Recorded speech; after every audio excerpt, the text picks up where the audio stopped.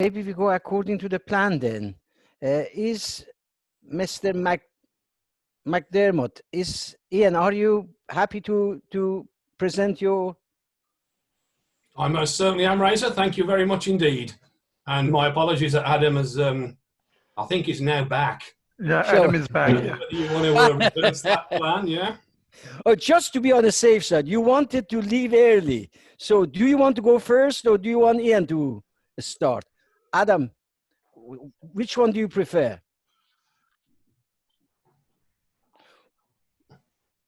Adam, can you hear me? Yeah, I can. Sorry, I didn't know that was addressed to me. I'm absolutely fine. Whatever works best for you. Oh, in that case, okay, then Ian, you can start and we go according to the plan. Then Adam will speak. Okay, just bear with me 1 second and I'll see if I can share the screen. Wonderful. Are we okay? Yes, we can see your slides. Yeah, it's just that I can't. Bear with me.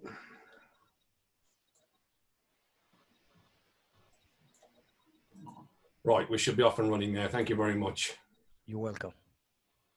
Right, so just a quick introduction. I will try not to go over time, but if I could ask Monet and Latvia to keep an eye on me. It's not my best skill, time management.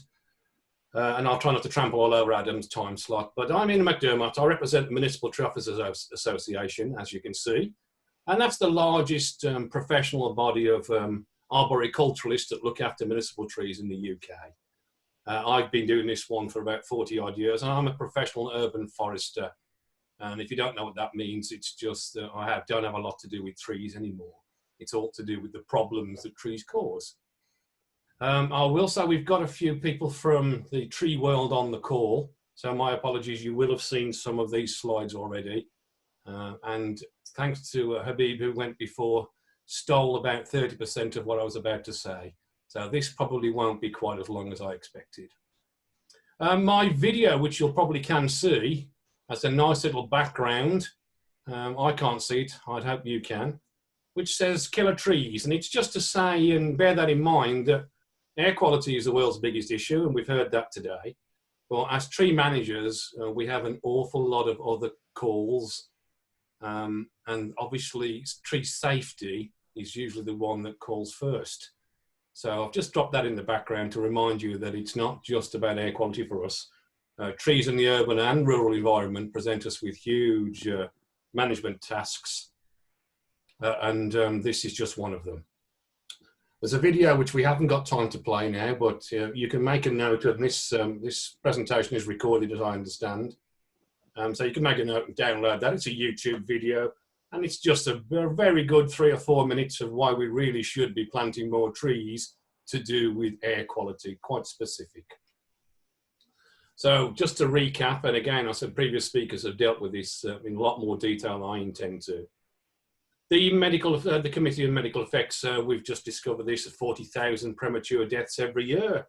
And the previous speaker covered that and a few other statistics which I've got to represent to you, but perhaps in a slightly different light. So this is an old statistic. 2012 presented it first to us in 2015, when we first started to get a little bit concerned about the world's largest single environmental health risk, air pollution, associated with many other problems of urbanisation, urban heat island effects, a lot of other issues. You can't read this map, it's not supposed to be read, but just to say the little bit in the middle, if you can see my cursor, is around about this little bit on the colour chart. We weren't doing too well in 2012. And as we move forward to bring that kind of 3.7 million deaths, excuse me, we now have the one that was presented again by Habib, 8.8 million deaths just in a few years. We've managed to more than double what we consider. Now there's the statistics and lies here, and obviously the way we count these deaths has changed. But we're now looking at 8.8 million deaths worldwide, as we already spoke. 790 of those are across Europe, we can see.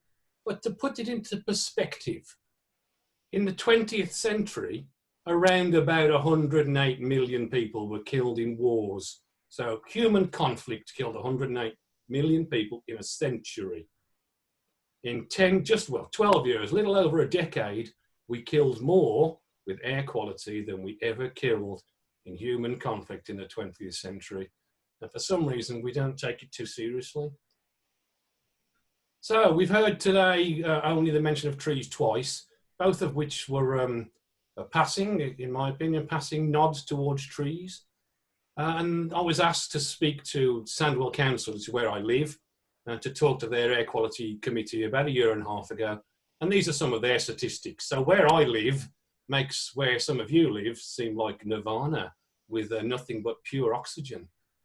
So where I am, that's the red dots are Sandwell's average, and the black dots are the national average of avoidable respiratory disease deaths.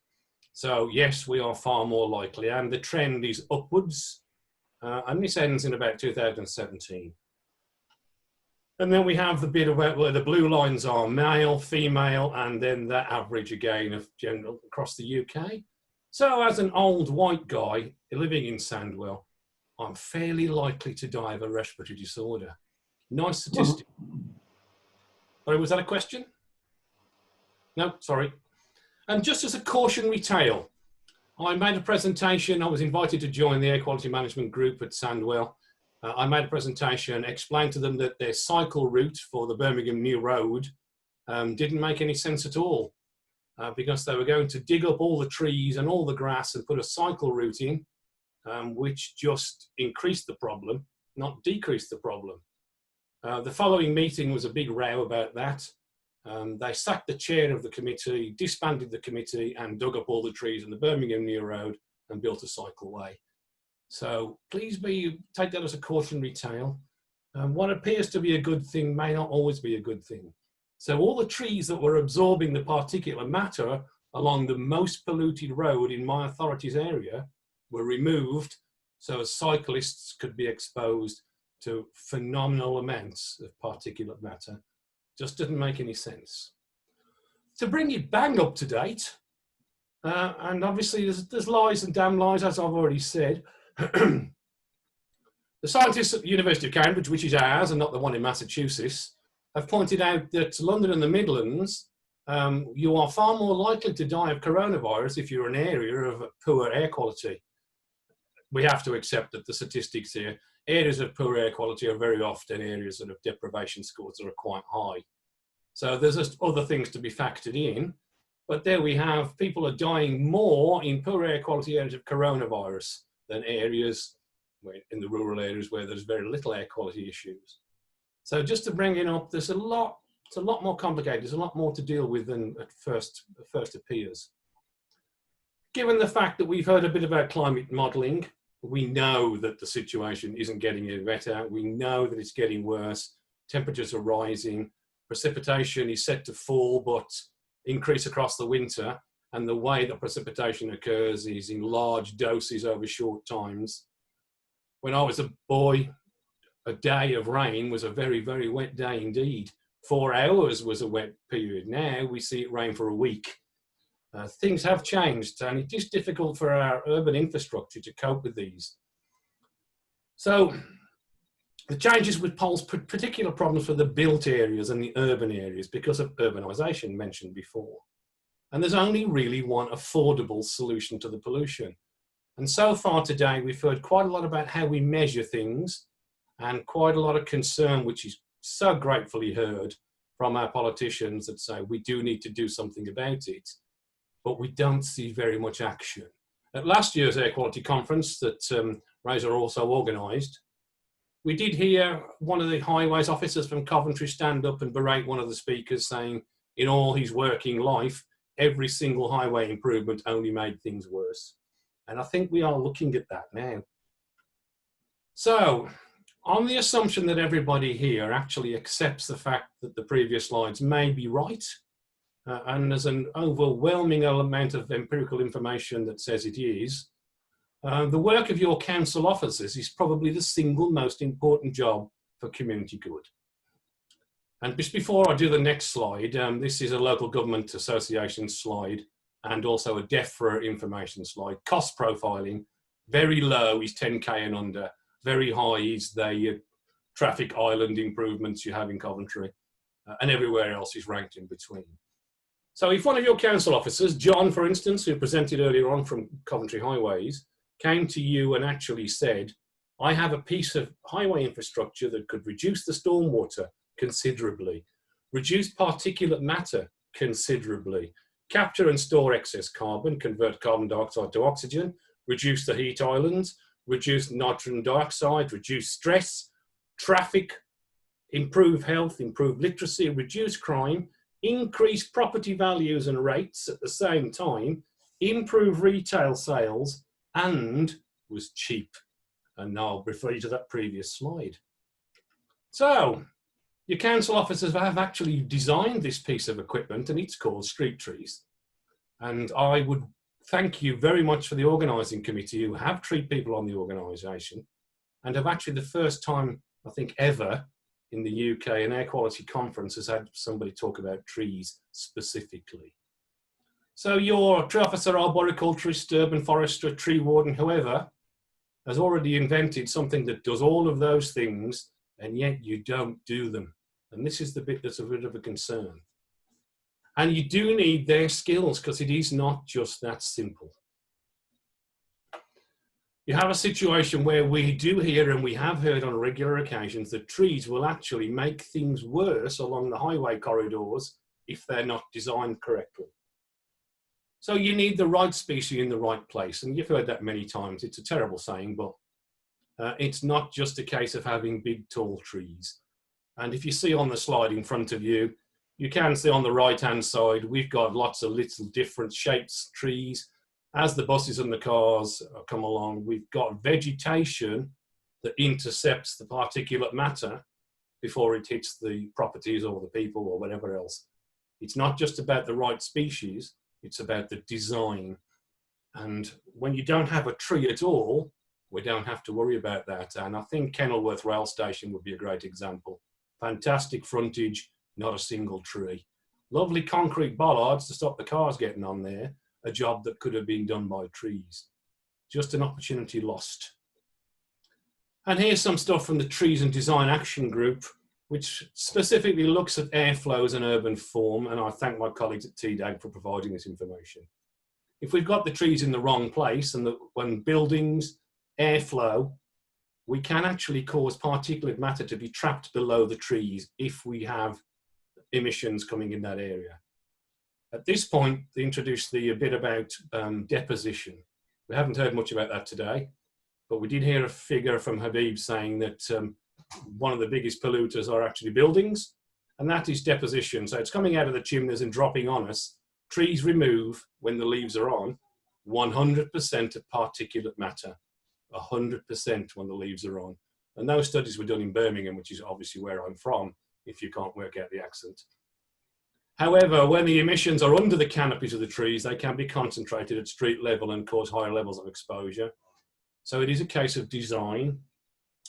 And because of this, many of the highways and planning officers have said, well, trees are too much of a problem, so we'll buy one of these, a city tree. And we've seen these pop up all over the world, but certainly all over London and a couple elsewhere.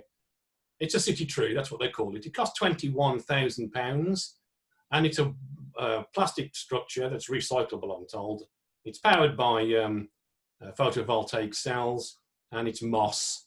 And this does the work of 227 trees, so we were told. And they managed to convince a lot of people to spend this money, install these freestanding objects. Haven't got to plant trees, we can just use these, and that's what happened. They all died because no one was available to maintain them. And we've just had a research paper in from Amsterdam saying, as far as NOx gases goes, these things make it worse, not better. So we had authorities saying, we don't have to plant trees, we can buy infrastructure, spend our budget wisely, and then find out that none of it works, and we end up with a huge financial hole. And in that time, if we had planted 227 trees, they would be growing and doing surprisingly well. Sadly, our streets can't look like the dark hedges in Ireland, which is a phenomenal feature of beech trees, sadly dying out. But if we could create this, we could deal with the issue, but we can't. We're in the urban environment. And the other issue that gets thrown at us all the time is volatile organic compounds. We heard the speaker before. And there's the formula at the bottom, which we've seen already. And many educated people have said we can't plant trees because they produce VOCs. And they do indeed. And they always have done. And they have done since before humanity came along. And now that's suddenly a problem for us. Whereas the reality, as you can see, I've got a conifer species on there because they're the most ancient trees we have. In this case, it's a spruce, but pine are the single best tree along the highway to intercept particulates. It is just very difficult to grow pine trees on the highway. So we have to have other choices. Oak, and this is Quercus virginiana for anybody who wants to know, produces the most VOCs. And in this case, as you can see, over 120 tons in a year. This is an American Forestry Service study. We don't have this information available in the UK, but there's no reason to doubt the species profiling when it comes to VOCs. To put that into perspective, if Razor was to paint the front of his house with some cheap paint from B&Q, it would produce about the same amount. And this is trees that obviously do an awful lot of other things besides produce VOCs, all those benefits I mentioned earlier. And then we come down to this one, if anybody knows, it's Magnolia cobus. It's a cobus magnolia, which is considered by the research scientists to be the best tree for intercepting nitrogen dioxide. So some of the NOx gases, this tree picks them up. It's a beautiful street tree. It does a fantastic job of interception, and it's become the most planted tree in the London boroughs of Lambeth, Islington, Barnet, simply to deal with low-level NOx gases. Just to bring it up, because I'm coming out of time, I think. This is a study that I did in lockdown with my local park. I happen to be involved with their friends group. We did a whole survey. We can identify the benefits of the trees, and this is in a park just a mile from Junction 9, the busiest junction in the whole of the M6, and we can actually identify the benefit to Sandwell that those trees provide, and they're highlighted for you. However, Sandwell does not have an air quality issue in Junction 9 because it doesn't monitor air quality. So if it doesn't monitor air quality, there can't be an air quality issue. So therefore, this is a pointless exercise. So, why are they not further up the agenda? And we don't understand this. When they're an affordable thing, they're a natural thing, we can demonstrate the benefits implicitly. We can calculate what they do scientifically. We can put a value on it, both from an ecosystem services perspective, and also in an insurance way. The trees are actually the only highway asset that increase in value as time goes by. And as long as we can get them to grow and survive, I really, really do not understand why they're not on everyone's air quality agenda. They work. We can design them to work even better. They're a long-term future solution as well as a short and medium-term fix. And they're affordable. And everything else kind of isn't. And I think that's all I got for the time being. That's my time run out. Thank you very much indeed for listening. And moreover, thank you very much for inviting a tree person to speak.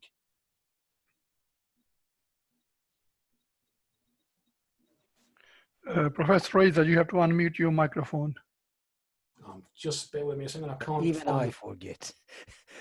Ian, thank you very much for your presentation. It was very enlightening. Just for your information, although we are an education research development unit, we have produced a little report on trees, and especially some of those trees you mentioned. So we have to be selective. And at the same time, the importance of them as a barrier, I think we have to put it up there, gradually take it to the top level of consideration, especially by the city councils. Thank you very much. I'm sure there's going to be a lot of questions after the full presentation. Let us go to Adam Trante, our bicycle ambassador. Alan, the platform is yours. Thank you, Asa. Thank you for inviting me, and thank you also to Pete Maddock for inviting me. Nice to see lots of friendly faces, and also, yeah, thanks to Ian. I've learned a lot about trees just in that thing, and I particularly like your last slide of the. I often think that with cycling, if it's so simple and it has so much benefit, why aren't we talking about it? I think we're exactly on the same page in terms of all these quick and easy measures. I am here to talk a little bit about my role as bicycle mayor for Coventry, and give you an insight into what I think and what I'm doing, and I think talk a little bit about Coventry in particular. I'm really grateful to be here, and always am when I'm talking to other kind of like-minded people who really understand the issues that face us today. When I first started doing this, I felt quite as a guy who was promoting cycling in a city of cars. I felt that I felt quite alone, to be honest, and like I was a voice, a lone voice. But then I started to explore all the great work that that people are doing around air quality, livable streets, and demanding more from their city. And I'm really pleased to be part of that movement. To understand what a bicycle mayor is, you need to go to Amsterdam, which is where a lot of these progressive things often happen. And in Amsterdam, they had an invention. It needs a better name in English, but it's called they're called night mayors, and they were people to look after the nighttime economy, appointed rather by the community, by the pub goers, by the restaurant owners, and things like that. And they're there to sort of fight for the rights of the nighttime economy in Amsterdam. It was very important they were independent from the government and from the council. They were, effectively campaigners or lobbyists, but they were generally accepted by the councils as stakeholders. And the organisation I represent, which is an organisation called BYCS, which is BYCS, they saw this and they thought, hey, this is good. We could do something like this for cycling. And bearing in mind, this is in a city of which like bicycle trips are well over 25% of daily journeys, compared to our 2% modal share here in the UK. So they are already doing very, very well, and yet they still want to do better. They have some reverse problems in that they have induced demand, but for bike lanes. So in the UK, we have induced demand. We build big motorways or we big A roads, and guess what? They make it easy to drive at fill up. More people drive, and they need to build more roads.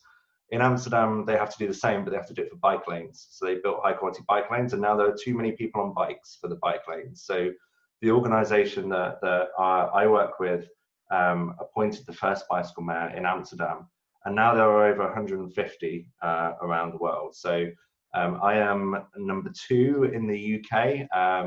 There's Richard Ingham, who's the bicycle mayor for Cumbria.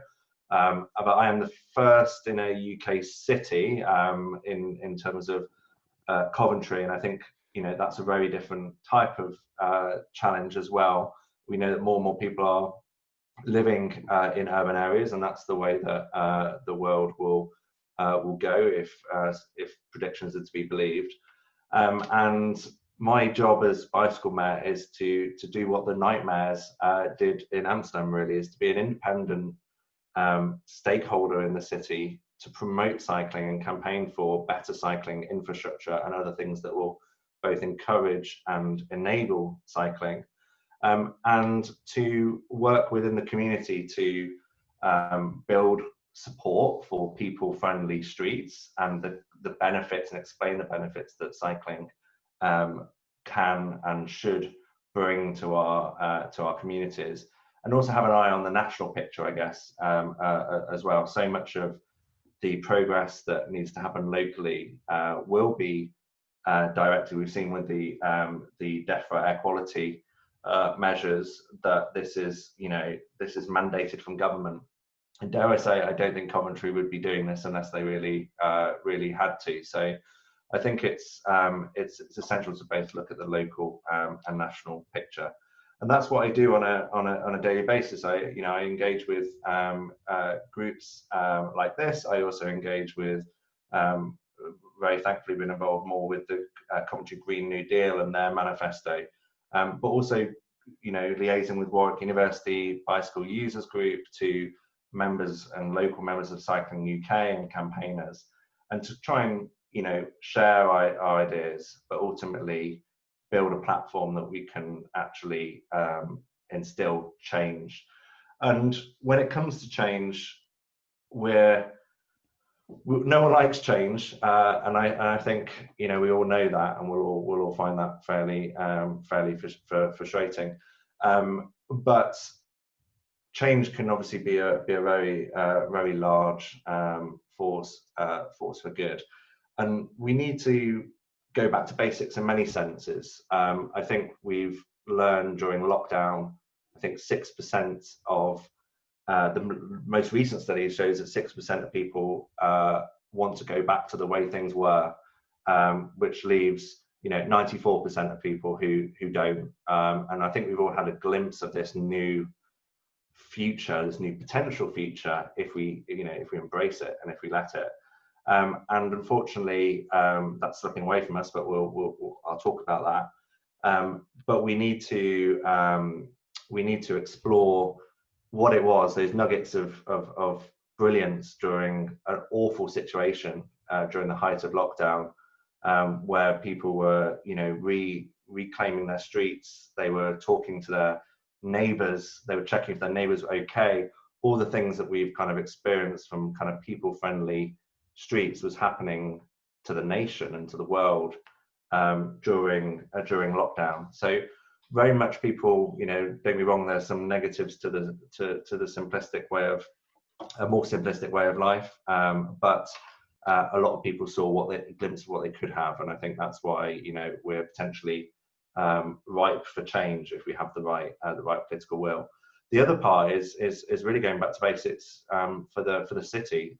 When I visited Amsterdam to talk to the other bicycle mayors around the world, they didn't really believe me. They Googled Coventry and they looked at the ring road and you know, what people expect from the city.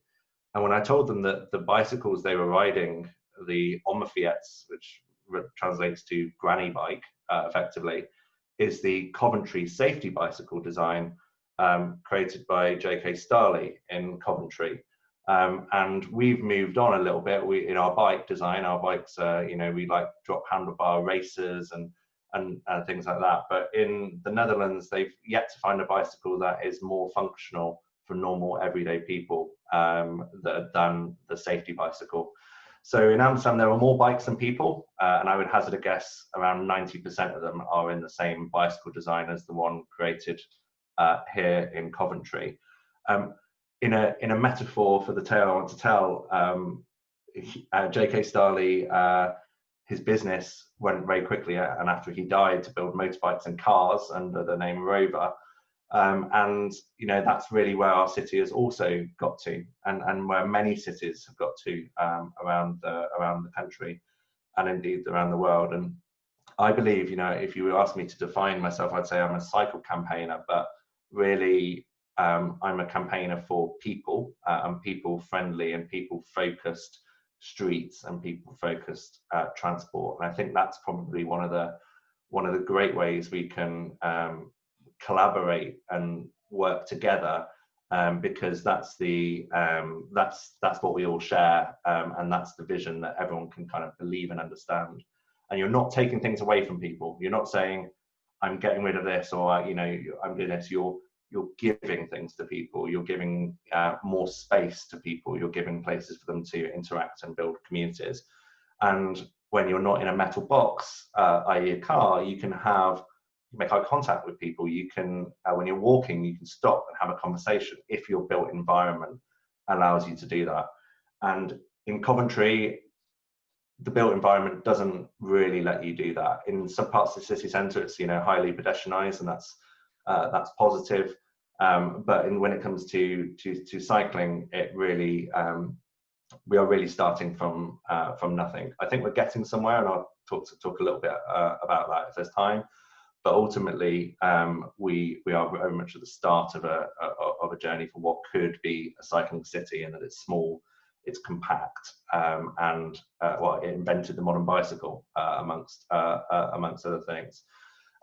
One of the big concerns I have with Coventry, and I think this is one thing we can all work together on, is our obsession with electrification. and technology. So I'm a big believer, as I say, in people-focused streets and people-focused transport. And if you take your car or your congestion and you turn it into an e-car or e-congestion, you're not solving any of the problems and the negative problems that those things bring to society in terms of, yes, it might solve NOx, well, it won't solve NOx pollution, but maybe it will help some NOx pollution in a localized area, but it won't do much for particulate matter, and it certainly won't do much for road danger and social equality. In Coventry, 1/3 of people don't have access or own a car, and yet if you look at the city, almost everything is designed for the private motor vehicle. All the space is allocated for that, and that's something we need to change. It isn't all bad. We're starting to make some progress after many years of pretty much nothing. I can't take, I'm not sure I can take any of the credit, but I can't take much of the credit, because I think a lot of this comes from the cards we're dealt in society at the moment, with the air quality matters and the change of the national picture as well. But we are starting to have the road basic nodes of a cycling network. So we have 2 segregated cycle routes on the plan and funded. One is the Cowden route, which is a short route into the city, but it will benefit lots of schools and the community there. And I wanted to find, I've been doing this since February, and I wanted to find something wrong with it. And I've made some tweaks and suggestions, but really it's a very high quality scheme. It's the kind of quality scheme that you would be happy to let a 10-year-old or 12-year-old child cycle to school on. It's fully segregated, and it's very well built and very high quality. The Binley route goes from the city centre to Binley Business Park and eventually University Hospital. And that also is going to be designed by the same person, also will be a very high quality route. We have 2 pop-up routes which are a long time coming, and I can explain why, which could make the start of a difference. But we're missing 2 key ingredients. One is more important than the other. I think we were talking just before lunch about the power and importance of funding. And I sort of agree with that, but I also agree that the money is sometimes there, often there, and actually some of these measures are not expensive to do. What we're really lacking in Coventry, in my opinion, is and in the country potentially is political will, and I can probably grade political will on a scale, and really to make change in areas, you need to be working over a long period of time. You need to have really guts, and you need to have the conviction that what you're doing is what you believe in. And I've seen that only in a handful of places across the country since I've been involved in this. One is nearby in Leicester. The Labour authority there are building a mile of protected cycleway a week at the moment under COVID. They didn't wait for government money to come in. They didn't wait for the funding which came to Coventry this week. So the reason, I think Councillor Heaven mentioned it, the reason there isn't cones out on the road now with cycleways during COVID was because we were waiting for the money, as was everyone else in the country. Some more proactive councils decided that this was the right thing to do, and they went ahead and paid for it out of their own budget, because they believe in it and they've got the will, and they are building stuff so people will actually use it and turn their city into a cycling city.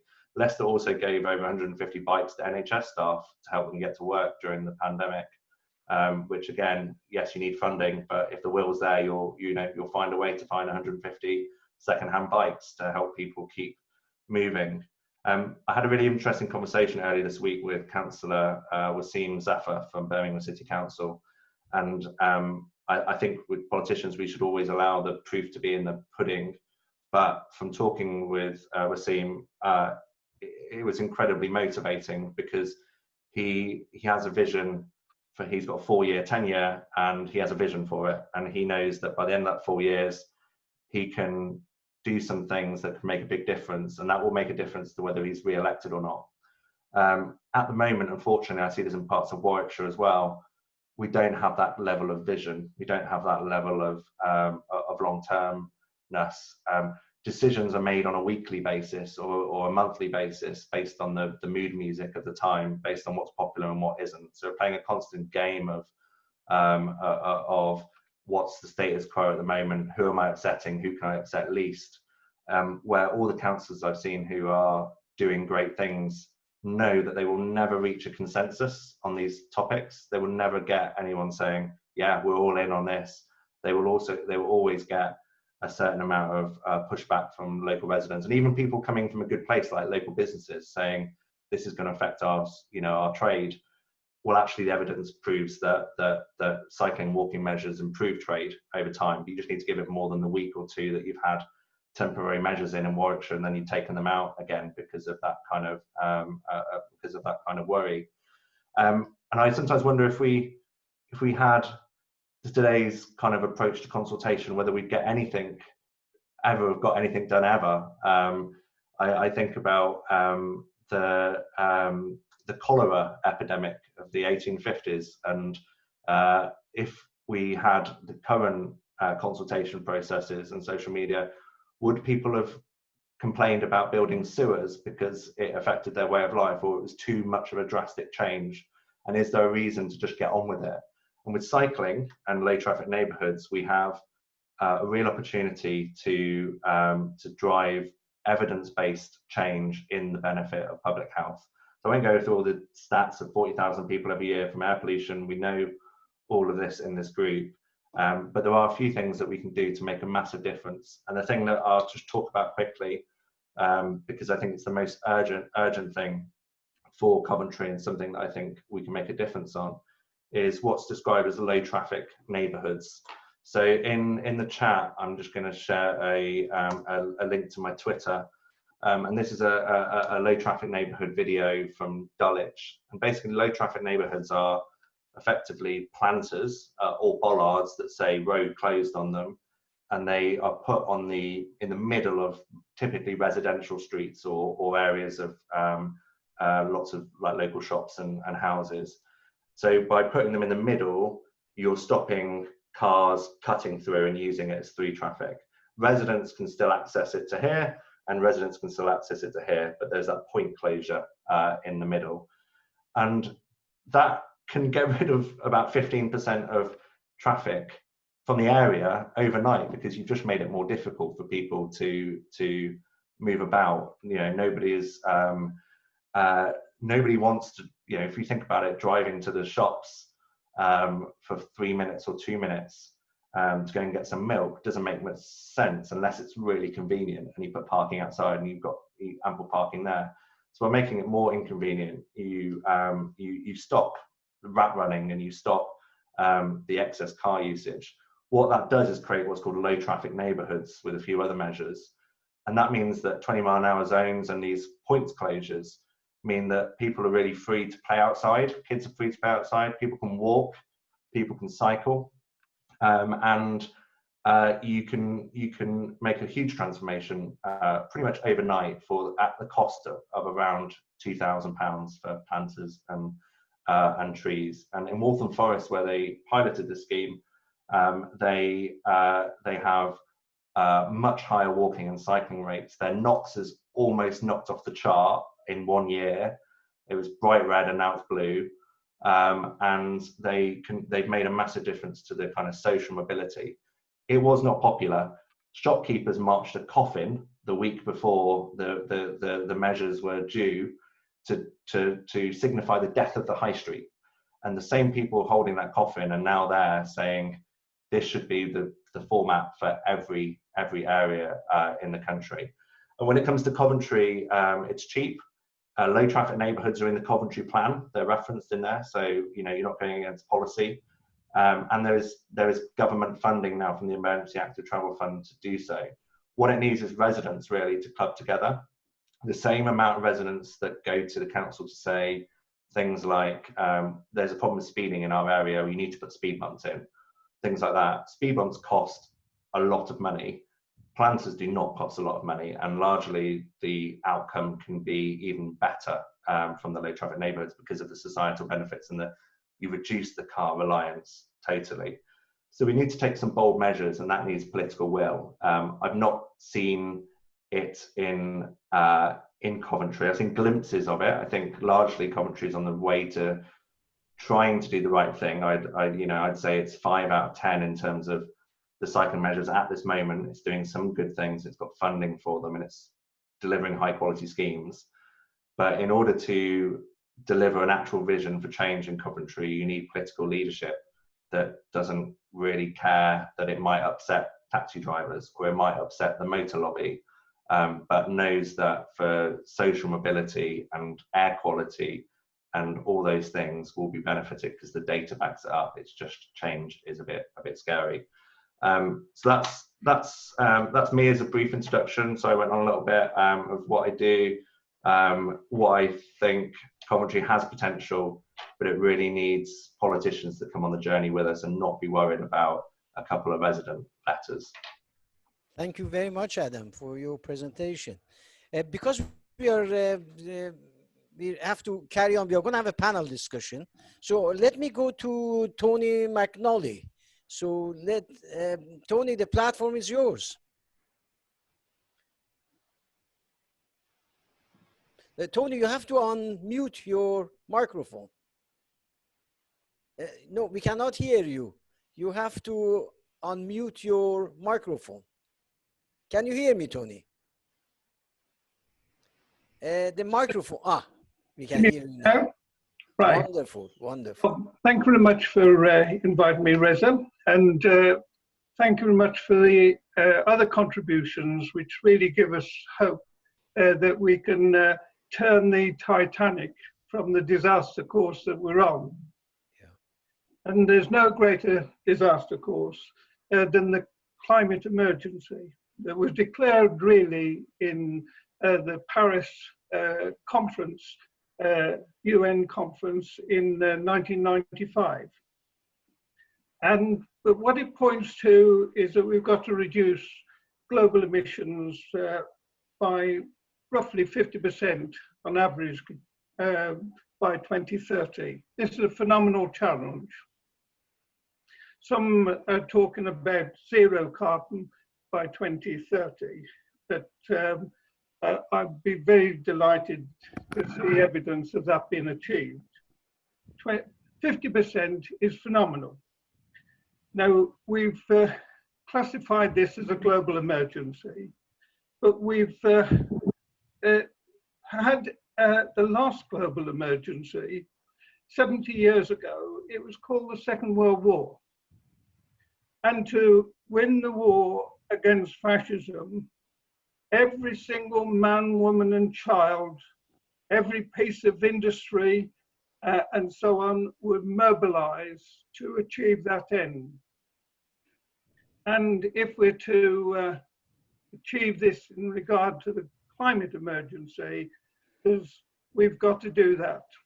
Now, one of the interesting things that the coronavirus has thrown up is a measure of how we can actually reduce the course of the accelerated increase in climate change of several years now, because the lockdown has generated an average of about 17 to 20% reduction in greenhouse gas emissions, 17 to 20%, depending where you are.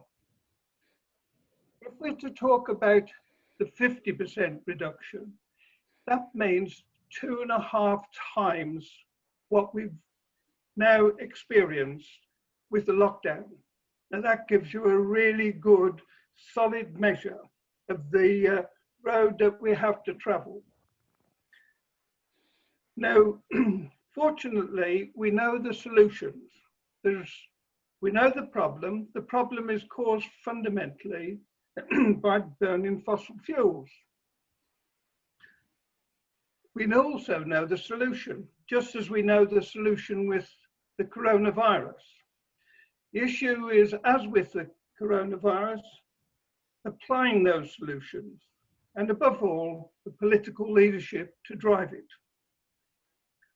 But to drive it not just at the top, but also with the coronavirus, is that you've got to inform and motivate every man, woman, and child to make a contribution.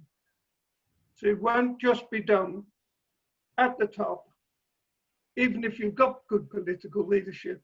I mean, we just heard we are not overly blessed with that. The core of this is generating clean energy, and with it, the technology to deliver it. Now, yesterday, as you'll have all seen celebrated on the news, and all the political leaders celebrating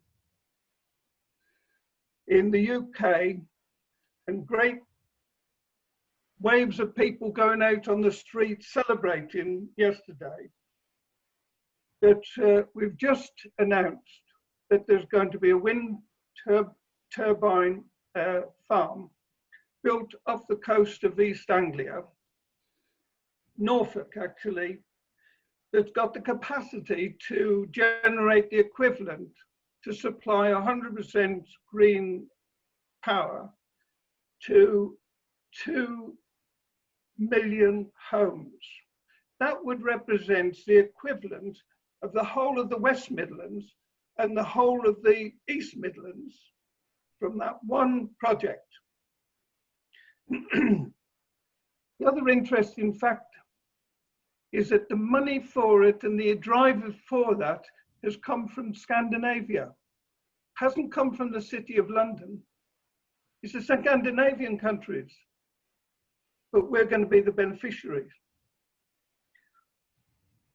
Here the issue is, can we generate not only 100% power, and we're roughly tipping around 40% of green power, electricity. We've just peaked around about that. It will change, as we know, with the weather and circumstances. But roughly, this is quite a landmark. But we also need another 50% for that to get 100% electricity, green electricity, including if we're to produce all these electric vehicles. We need even more, because transport accounts for another third. And so we've not only got to get 100% to meet the electricity requirements as it stands at the moment, but we need to double that again in order to start to supply these electric vehicles. Otherwise, they're going to receive the power from central power stations that in the main are burning fossil fuels or nuclear. Disaster. But there's another third that we consume in the form of gas to heat our homes, to do the cooking, and of course for industry, about a third. Now, at the moment, we can celebrate the achievement on the power. Limited though it is, it's a great achievement. But there's virtually no green power that's been supplying electric vehicles, or the potential to produce even more than the tiny, tiny fraction of electric vehicles that we have at the moment. But there's a third one, which is the gas. And the gas is a very interesting one. It accounts for a third, roughly. And incidentally, a lot of the emissions, the carbon emissions in our towns and cities are coming from out the side of our homes through the flue gases that we're heating our homes or doing our cooking with. And therefore, it's not just transport when we're talking about greening, greening the cities and clearing up the polluted atmosphere that we're addressing here today. Now, there's a very clear solution and another encouraging solution: hydrogen. We had a conference in October where we had a presentation from Cadent, the regional gas grid company. And they're now starting to put initially 20% green hydrogen into the northern gas ring, the Yorkshire gas ring, and into the gas ring of Keele University campus. 20%, where you don't need to adjust the systems that we have at the moment. The green hydrogen will be generated from multiple sources, not least of which the development in Dogger Bank, where there's even bigger, multiple giant wind turbines being developed now that will feed that power, green power, into Hull, put through an electrolyzer and produce the green hydrogen. But we know there's multiple forms and sources of producing green hydrogen. We have 80,000 miles of hydrogen pipes in Britain, a wonderful asset. So once you can put green hydrogen into the gas pipe system, you can tap that anywhere in the country, and you can then supply a hydrogen fuel station for hydrogen vehicles, as indeed in China, South Korea, Japan, some parts of America are doing now and leading on this scenario. So here we have another solution. It's the will to drive this that is essentially missing at the moment. We know the technology, but it's the will. Now, I've been struck by seeing a number of the new things that have been presented here, and they're great. And we're presenting to like-minded people convinced. To win this battle, we come back to where I started. We've got to win the hearts and minds of the people to join this battle. And at the moment, the knowledge that we have has got to be shared in the same way as the scientists on coronavirus are sharing it every single day, repeatedly, in the mass media. Reza, you know, we put together a project that wasn't very successful, it has to be said, that went to the lottery. We were 620 people that didn't get it on the first round, but essentially it was to create a street exhibition, poster exhibition that illustrated the range of solutions and what people can do about it. Many of which you've just shown, but need to be shared with the audience of 300,000 in Coventry, nearly 500,000 Coventry and Warwickshire. Unless we can share this information, we will not motivate sufficient people to feel that it is possible and worth doing it. Because the phenomenal challenge is so big. And if you put it on a world scale, it is even greater. So we hope by the American presidential election, we might have an ally as opposed to an enemy on this agenda. So what we've presented in the lottery, which we're now seeking to revive despite the initial setback, is to create a poster exhibition utilizing all of the empty shops, windows in the city center. And there's more by the day, including, by the way, IKEA. And instead of the depression that is now hanging over our city centres, cities and town centres, by the closure of the shops, we should turn those into galleries of the future, and to be able to use the capacity and innovation of our artists to translate the solutions into visual presentation that people can understand. And the second thing is that we agreed to approach the council, who are part of this network, as you know, that we set up 30-odd organisations, to provide one of the empty shops that they have to be a one-stop shop. So people can come in and they can be given advice relative to their circumstances of what they can do. And furthermore, to direct them to people that can help them do it, including organisations that are working on fuel poverty. And we've got roughly about 17% of people in Coventry, and roughly about the same in Stratford, I understand, where I'm involved with a solar farm, the Heart of England Community Energy, and we donate £20,000 a year to act on energy that is engaging with people in fuel poverty, to enable them to access, without any cost to themselves, funding to retrofit their homes, to turn them from sick homes into well-being living centres. Yeah. So we can advise them where they can go.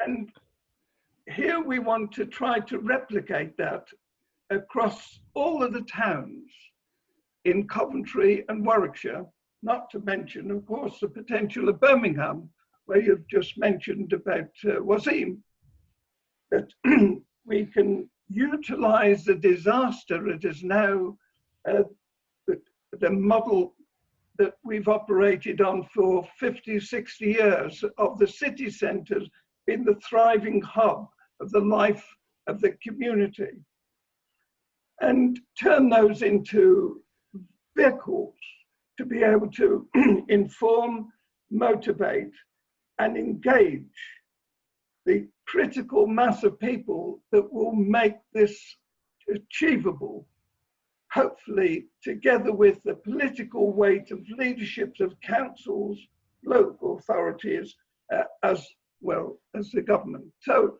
that's my croaky presentation. Thank you. Thank you very much, Tony. What a presentation. It came from your heart. As you know, I have always been supportive of what you're doing, and hopefully with all the energy we have, we will try to help you as much as we can. But one thing is very important. You have achieved a great deal, Tony. I have looked at your track record. So don't give up with one proposal not being successful. As an academician and a chair of a research center, we put a lot of proposals.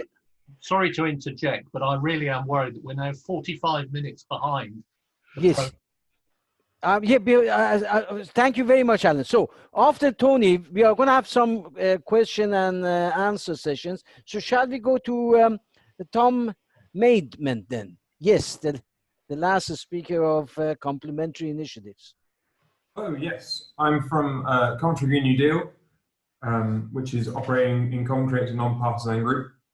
So the Green New Deal comes from Roosevelt's New Deal, which was implemented after the Depression in America to sort of rebuild the country. And like that, the Green New Deal is a major legislative and infrastructure program at all levels of government to achieve rapid decarbonisation in a socially just way, which is not something we've always achieved. It works by ensuring community benefit and looks a lot at community and national ownership of different infrastructure projects to make sure it creates millions of well-paid, secure and unionised jobs. And it needs to be international because we live in such a globalised world. There's no point achieving it just in the UK. It needs to be looking beyond our boundaries as well, to achieve that just transition for as many people as possible. And that's something we failed at last time we decarbonised the economy by phasing out coal. It was something we really did not achieve well at all. And it's a big programme with a quite significant cost, but that cost is partly as a function of our persistent inaction over the last 30 to 50 years, during which time we've very much known what's happening and chosen not to take action on decarbonisation, and or not take sufficient action. And the continued cost of inaction is very much bigger than the cost of any Green New Deal would be. So Coventry Green New Deal, as I said, is a non-partisan group that's been working with both people in power and different communities around the city, particularly communities that aren't heavily engaged on climate change issues. Coventry has some of the most deprived areas in the country, and many of them don't see themselves as part of the solution or see it as an issue that matters to them.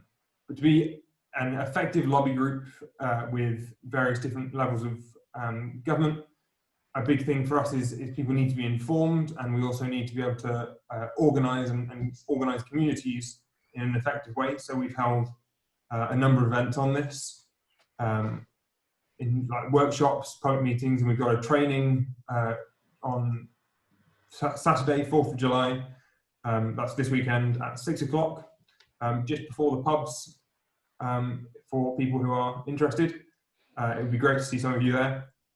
We've been working particularly on air quality recently with the air quality consultation, which I think we felt lacked ambition, but that's because it was because of not the council's fault necessarily, but the government weren't necessarily asking the right question, and that meant that it wasn't sufficiently broad in its scope to ask the right questions about air pollution.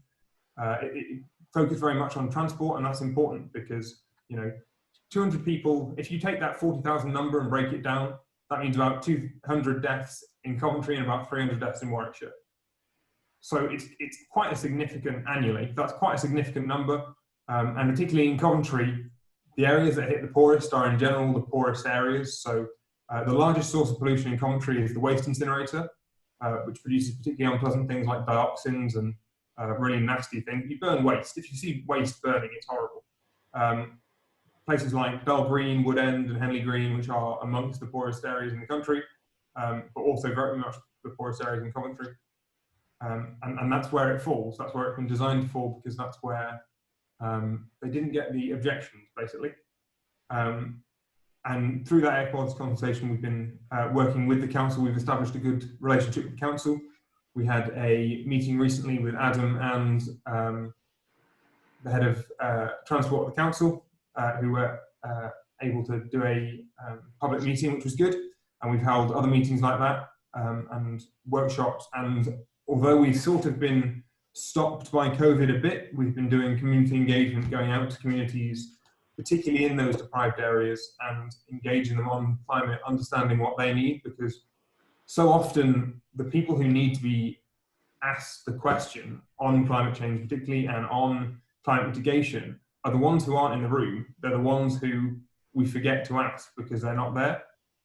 And by going to people and meeting people where they are, meeting them in mosques and in churches and in community groups that already exist, working with community groups that already exist, you're able to understand people's feelings, not just the people who already care about its feelings.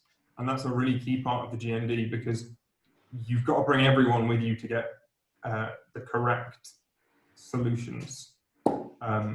And that's, I think, why we've had quite a lot of good impact, particularly with council. We've got more people to some of our public meetings with the council than the council have got to their public meetings in most cases.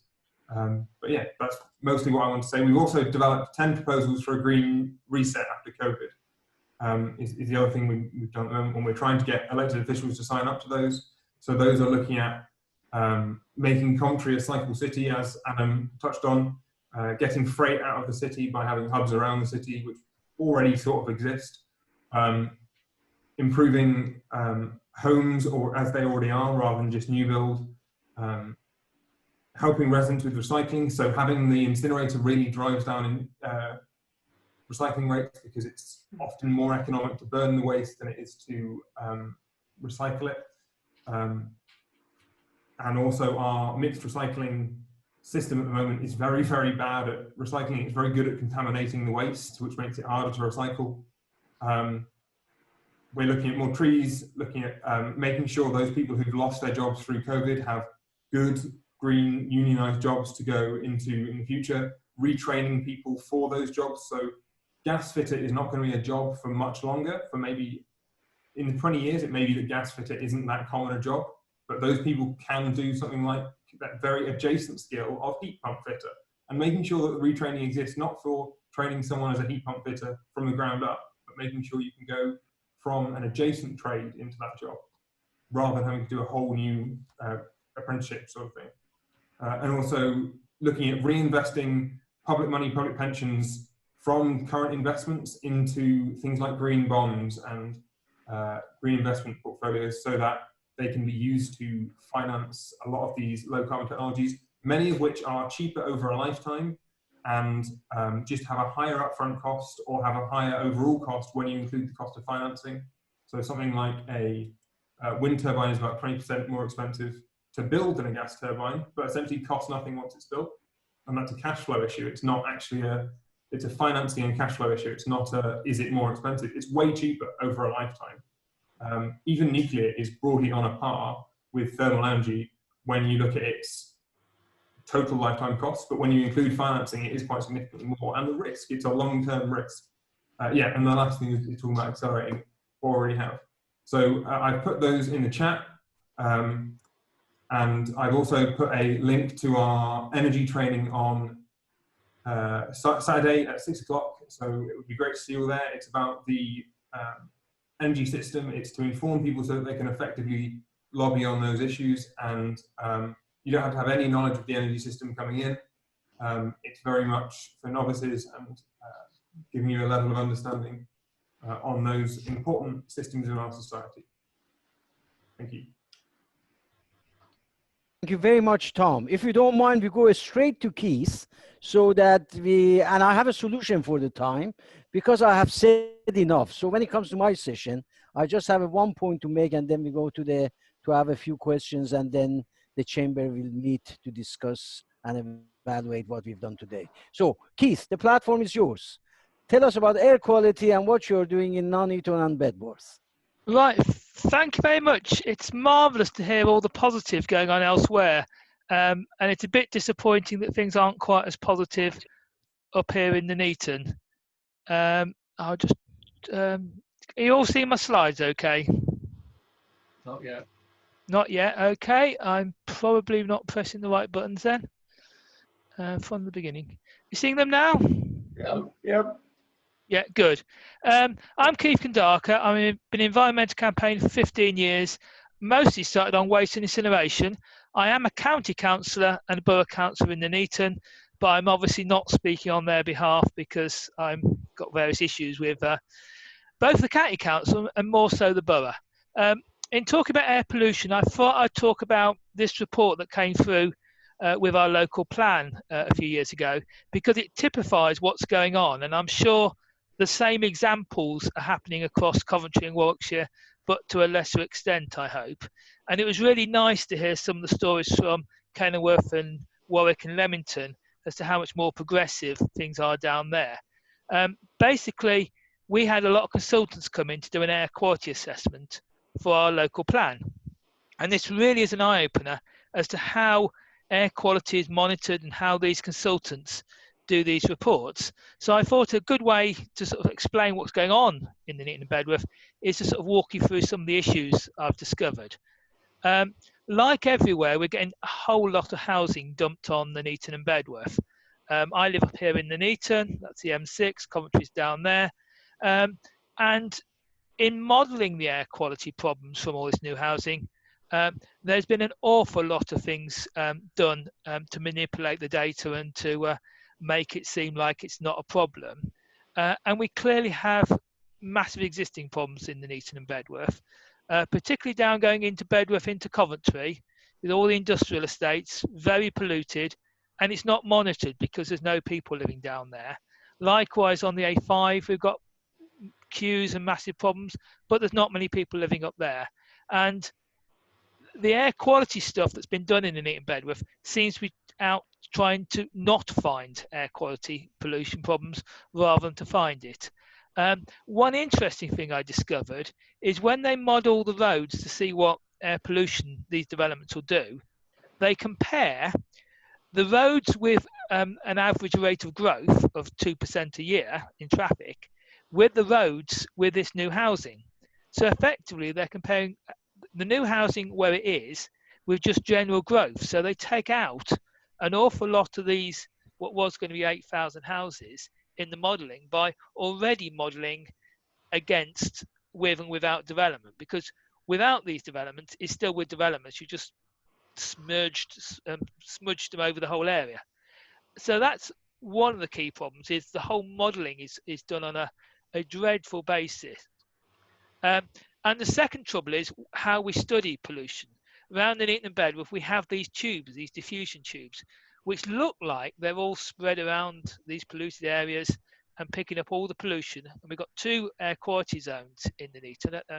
If you don't know Nuneaton, we've got a West Coast main line, the bridge over the railway line, a very polluted one-way system around Eton School, and then going out to the west, we've got Abbey Green, and a very, very poor area of air quality here, where houses are literally built on the road, and everything funnels up through these particular points.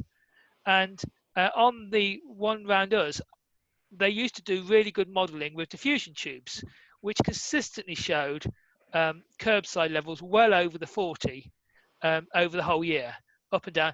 And what happened was they removed these air quality monitoring tubes and moved them back to tubes mounted on the houses to get a far lower reading. And they really, really do downplay what problem we've got. Look at some of the health reports when they study air quality. They have children in areas of low air quality, which tend to be below 20, medium air quality between 20 and 28, and then high seem to be rated at about above 28. So anyone in this sort of 30 to 40 region, it is not good air quality. People in that area are dying, having health impacts. It's just not illegal. So I think quite often people talk about air quality, and councils love talking about this red line at 40. You don't magically become well having air quality at 38 or 39 for the NO2. And it really does affect. I mean, plants, I believe, stop growing significantly when it goes above 30. So above 30, and this is only the NO2. So there's a serious problem. And I say the Borough Council has been doing what it can not to find the problem. That looks dreadful as a graph.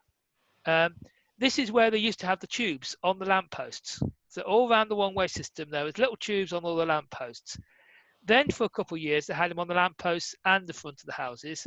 And then they removed them from all the lampposts. So all the diffusion tube monitoring in Nuneaton is what they call at fascia. And what this does is it measures mostly the background pollution plus a little bit from the road. And NO2 really does fall off very quickly as you go back from the road. It doesn't disappear as a problem because obviously there's all the chemical reactions, it's changing into all sorts of other chemicals and things. But if you want to get a really good reading, a low reading, you hide your monitoring along here. And by doing that, you also make it hard to model when they do an air quality thing. What they do is they take measurements, but then they make a computer model of all the roads and then compare the two. So if this is where you're comparing to, it really does make a very false assumption. We did have an automatic monitoring station in Nuneaton, which was really low down, really back along here. And in the summer, it's covered with leaves. And then when Ian was talking about the trees, leaves are marvellous for absorbing pollution. And under the leaves here of this tree, this monitoring station really measured very, very low in the summer. You could really see the leaves and the non-leaves in the automatic monitoring station. But then they turned the monitoring station off. They said, not a problem, we'll turn it off.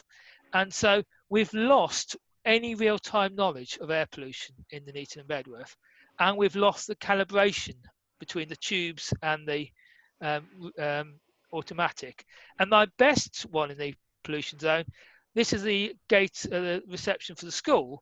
The air monitoring tubes on this side of this building, about 15 metres back from the busy road. There's no way you measure NO2 round a corner.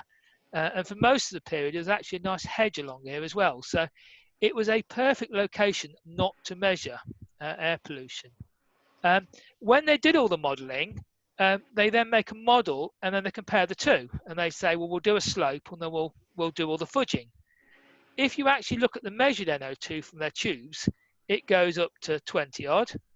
If you look at their models, and if this had been a good model, you'd have a lovely straight line of all these dots. Whereas actually, the most polluted places, they've modelled at 28. So the places that are really in the 40s, they've modelled as being in the high 20s. Absolutely criminal.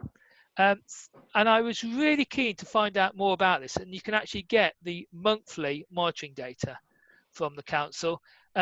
And so I actually got all the data. And there's two locations, which is the background. So Norman Avenue in Nuneaton and Conifers Close in Bedworth are residential streets. And this is monitoring the background. So this is all your central heating, industry. This is just a quiet street. And on the Watling, which is the A5, they measured 19, so hardly any increase on a really, really busy A road. And this is May, so it's a nice quiet time of year. I actually went and purchased a set of monitoring tubes and did my own monitoring for 1 month. And on the A5, where we got a reading of 19, I got a reading of 43, simply by, rather than putting the tubes down there on the south side, well back, I put my lamppost by the A5.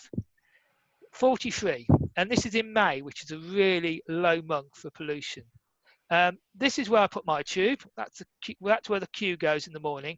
The council's tube is on a bungalow set back, so it's already got a lane, a deceleration lane, and it's set back right down there on the downwind side.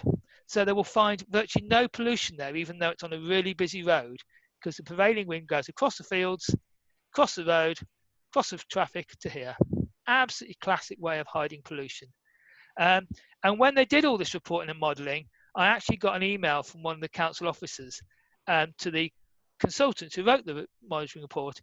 And it's really clear, one line really stood out. We wish to make the summary sound as positive as you're able to. So this is from the environmental health officers trying to make the report into our borough plan air quality as good as it can do. And the real thing that's been a problem is it's from regeneration and public protection.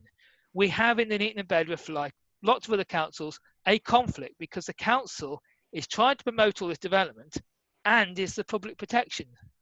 And yeah, this conflict is not a good way of doing stuff on air quality. And when the consultants wrote their report into the air quality for our borough plan, the version 1 said there'll be a worsening of air concentrations across the borough, particularly in town centre locations, in the air quality zones. And it talks about the current exceedances. By the time it had been through the drafting process and the consultants had been asked to water it down, the borough plan will produce negligible changes in concentrations because they designed it so that they're actually comparing one lot of increase in traffic with mitigation and all these new road schemes with another dreadful scheme that didn't locate the houses. And from those two different passages, you get a totally different meaning as to whether it's a problem because we've got high levels and it's concentrated in the air quality zones, or it'll produce negligible changes because they're just comparing one scheme with another scheme and assuming there'll be loads of money chucked at it to bridge the differences. So if I just run through those things, and when I raised the issues about these consultants' reports and the consultants being asked to tone down the conclusions, I got official complaints, sanctions, and the Green Party, I got sanctioned. I wasn't allowed to enter council offices for the last couple of years, and they wrote to the Green Party, I've been bullying, all sorts of accusations, because I've been pointing out that they've asked the consultants to change the reports to make them sound as mild and as weak as possible. And this is what goes on. And I could talk for hours and hours about all the stuff that goes on to the air quality monitoring that actually means you never, ever find any pollution if your officers want it to work that way. And it's really good that a lot of Warwickshire now has got really proactive officers and really proactive councillors talking about how we make pavements wider, how we do all the right things to get the pollution away from houses, rather than make the roads bigger, make more stuff. And I really understand this conflict between the Warwick and Warwickshire, because the county council is very, very reluctant to do anything other than make the roads wider to get more throughput, whereas what the districts and the more sensible districts want to do is make the pavements wider to push the pollution further from the pedestrians and actually make the pedestrians' life far better. I think I'll just sum up there, but I could talk for hours on this. Thank you very much. Keith, thank you very much. Very helpful. Again, because just to save some time, I was going to say a few things, but really and truly, all I wanted to say has already been said. The only message I have for Coventry is, look, we have got two government air quality monitoring stations. These are very accurate. And these, during the lockdown, showed that on a number of occasions during the week, the level went above the levels set by the government. So why can't we put some of these cheap diffusion tubes near these very accurate stations and do the calibration? And based on our calibration, our story is very similar to yours, Keith. They do that. Yeah.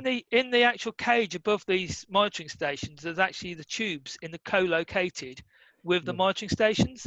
Yes. The trouble was our monitoring station was under a tree and not in an ideal place to calibrate. No, I mean. And then they turned the monitoring station off because it would give people too much useful information.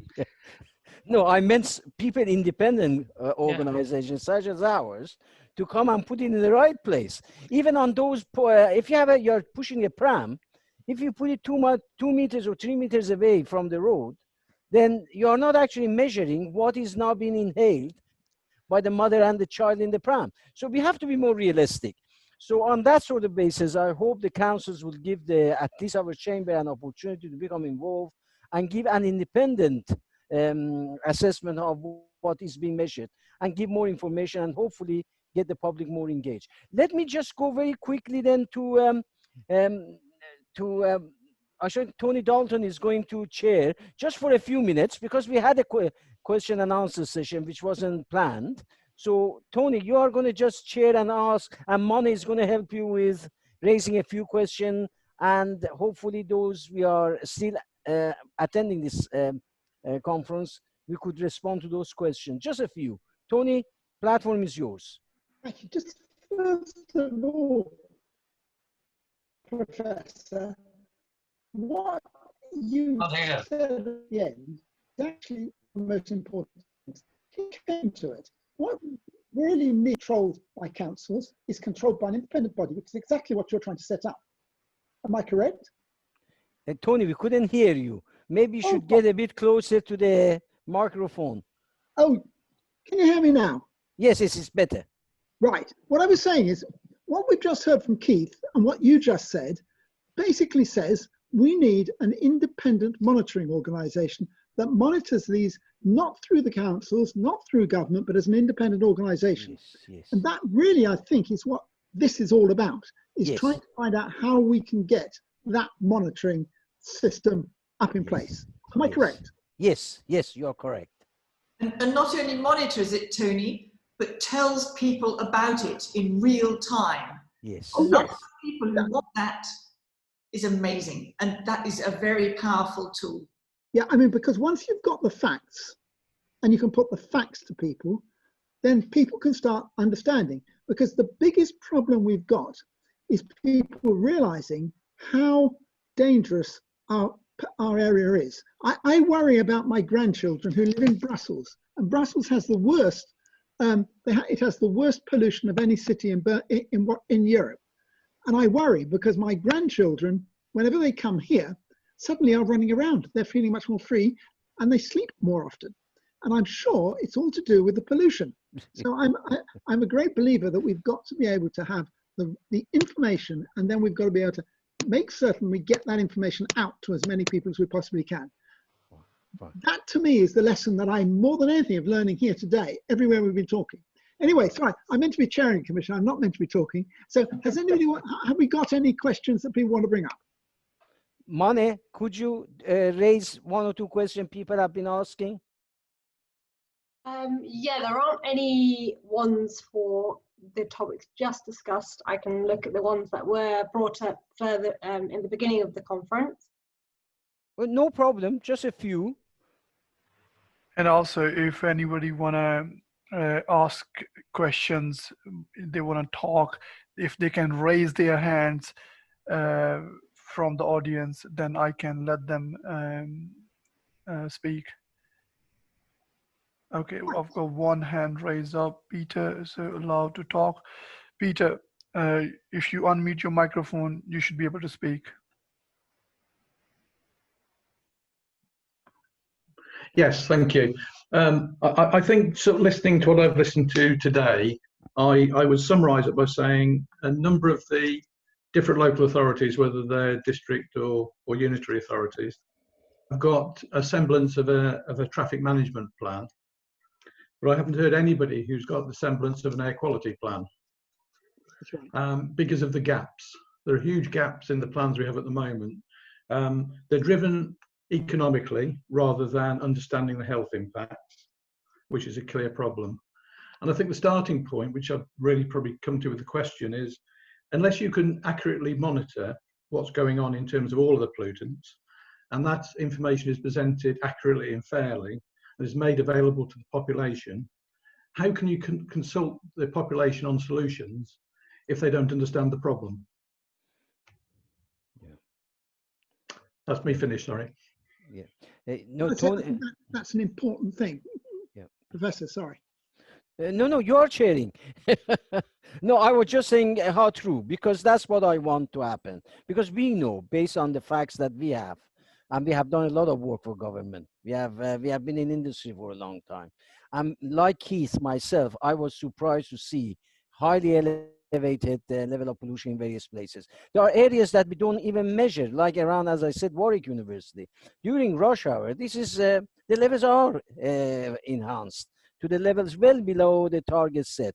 So it's really like saying, "Oh, rush hours doesn't matter," but it's really like stabbing someone with a 6-inch knife, and then say, "Oh, but the rest of the day there is no stabbing," and then when you're returning back home, another stab, and you go, no, the damage is done. So yes, but is there any other question, Peter? We are going to take that on board, hopefully during the discussion of the chamber after this conference. But in terms of a second question, then what was really starkly apparent today is that trees could play a substantial role in the solutions to the pollution problems we've got. Virtually nobody in the presentations, obviously apart from the presentation on trees, actually raised trees as part of a solution. Yes. Actually, if you look at my presentation, which I didn't make it because of the time, is that I do mention trees. And I think trees make major contribution. And I think that some of the presentation clearly proved it's not just the absorption of particulate matter, but as a barrier. If I was going to design any roads, I will make sure it's on either side there are trees and hedges. And then I would expose the cyclist and a pedestrian on the other side. And there are different clever ways of doing the trees and building design to make sure that more particulate matter is absorbed by the tree as presented today. But I think we should bring this up now. I am convinced in my letters in the future, I will try to highlight the importance of trees and plants. And I'm sure I'm an individual, but also as a chamber, I will, we are doing a lot of good work across the country. I will make sure that, but others should do the same. It's not just Ian and the tree wardens, but every one of us. I read your report, and I don't know who's still there in terms of answering the questions, but my question is really to anybody there from any of the local authorities. It was a question to them: why aren't they valuing trees in their solutions, which they are calling air quality action plans? Yeah, Ian, I think you want to say something.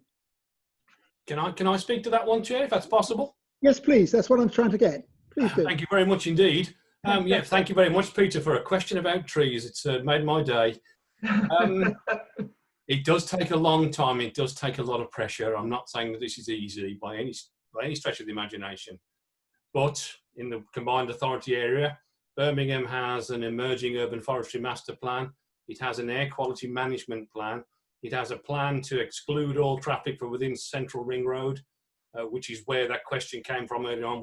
It's delayed by a year because the technology is not there to monitor the cars.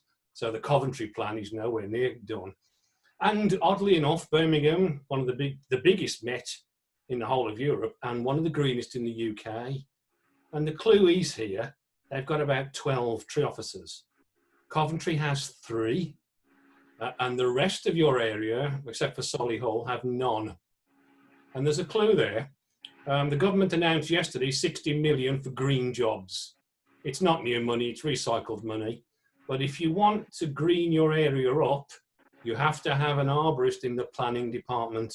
So there's a voice at the point of the developer turning up to say, no, you can't do that. It's not sustainable. And that's what has changed Birmingham, its development profile. I'm actually very disappointed about that, because I have to sort of say 25 years ago, I was the leader of Warwick District Council, and we had 2 tree experts in the council at that time. I don't know where they've gone, but we did have 2 20 years ago.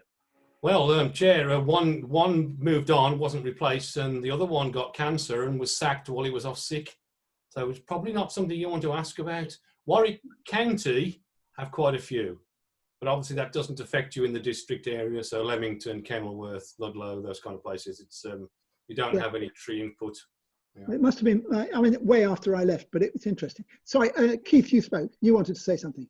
Yes, I have a lot of dealings with the tree officers at the county, and it is a trouble. We are a 2-tier council, and there's ambitions at the boroughs and districts sometimes, but it's on county land, and there's this push. I mean, unfortunately, we've got a climate change denier as deputy leader of the county council and a petrol head as transport guy. So at the moment, we've got a serious problem because all the tree stuff for the county is under them, and the county land is very large. You've got masses and masses of roads, some with massive space, but how do you get any money for trees? It really, yeah. And I can occasionally get a couple trees out of developers when they chop a tree down to put an access road. They give me a couple £100 for a tree somewhere. I want to plant avenues for trees. Yeah, I want to a radically green world, and it's a massive battle. I think we have a problem with the county council at the moment. I mean, I have a local problem with the borough council, which is even worse than county. But I see this real enthusiasm from Warwick district to widen the pavements and do all the right stuff. And I'd love the people from Warwick to be running the county. And it's so frustrating. And I say 2-tier councils means nothing ever happens. And particularly there was an air quality working group between the 5 districts, and the people from the Nuneaton were effectively sabotaging that working group, as far as I can tell. So it has been really sad and backwards. And this is why a single tier of government with someone dedicated to do the right thing could actually make progress. Well, again, Tony, just quickly coming back, Nuneaton used to have a tree officer. He left. He used to work for me many years ago, great bloke, and wasn't replaced because clearly he was putting information into the planning department. The planning department didn't really want to hear. But it can be done. It does take an awful lot of moving on, but I think your county council, its single biggest issue at the moment is ash dieback. Your county is lined with ash trees all along its rural roads. 90% of those will be gone in the next decade, and they're facing tens of millions of pounds in budget costs just to deal with that one disease. So they're lost. They're completely lost and swamped over. So planting a few trees around the Kenilworth train station probably didn't count for much when they're looking to cut down tens of thousands of trees in the next few years to deal with the disease problems. Tony, I have to stop now because I think we are running out of time. We have to keep to time eventually. We don't have, we can shorten our discussion for the chamber to, but at least finish at 4. Now, I'm going to give the platform to Alan Marshall. He's going to summarize. He's already been very kind to produce a report, but hopefully he's going to tell us about what the summary of what has happened today in 5-10 minutes. Well, actually, Reza, I'm going to stick mainly to what I prepared. I mean, the discussion perhaps should come afterwards in the chamber, and it's the Chamber, just to remind everybody, has a vision of transforming Coventry and Warwickshire into a clean green area, responding to the climate emergency and aiming to achieve at least a 50% carbon reduction by 2030 and supporting the drive against the climate change. But right now, I believe that as a result of what's been happening with COVID-19, we're confronted by a serious dichotomy. We've seen and we've heard about today, only a few weeks ago following the lockdown, how the air we breathe was vastly cleaned and improved as a result of most cars that normally populate our roads remaining unused or hardly used for days, then weeks. But in more recent weeks, we've experienced how those benefits are being undone as more and more cars have returned to the roads and the lockdown has been eased and lifted. Back to 70 to 80% we heard earlier in Coventry from John 7. Worse still, we've seen people being actively encouraged by the government to use their cars and not to use public transport because of social distancing requirements. This is the issue that really concerns me, and it has been touched on today. Yet here, but that's where the dichotomy is, because this is the same government that is committed by law to achieving zero carbon emissions, and whose own Department for Transport only 3 months ago, during the lockdown, published the report that was mentioned by Suzanne earlier, Decarbonising Transport, Setting the Challenge, with its introduction written by the Secretary of State, Grant Shapps, who said, "We have a duty to act quickly and decisively to reduce emissions. The faster we act, the greater the benefits." And we saw some of those benefits a few weeks ago, although they're not so great as they were now. Mr. Shapps added, "Public transport and active travel will be the natural first choice of our daily activity." Yet this is the same Transport Secretary who now actively tells people that public transport should not be their natural first choice. And there's another dichotomy connected with all this, because the DFT's report also clearly states, outside of the scope of this plan are the greenhouse gas emissions associated with power generation. So while the DFT talks of electrification of road vehicles or the use of hydrogen power, it leaves someone else to answer where all the electricity required for the future is to come from and how it will be distributed. And where, something we've not heard about at all today, where will all the rare earths and metals required for all those batteries and power storage systems that are required, not just in the UK, but all around the world, where will they be sourced from? Little is ever said about this question, although the question of generation in the future, Tony McNulty has rarely mentioned for us this afternoon. But it's a significant one, not least because the power generation will be very substantial, or certainly could be. The numbers are rarely mentioned, but the issue was touched on in a report produced last November by Ralph Smith, who's an independent consultant, but before that was head of infrastructure and legal at the Campaign for the Preservation of Rural England. He produced for the High Speed Rail Industry Group an independent report called HS2 Towards a Zero Carbon Future. And in that he pointed out that 300 tetrawatt hours of electricity were generated in the UK in 2018.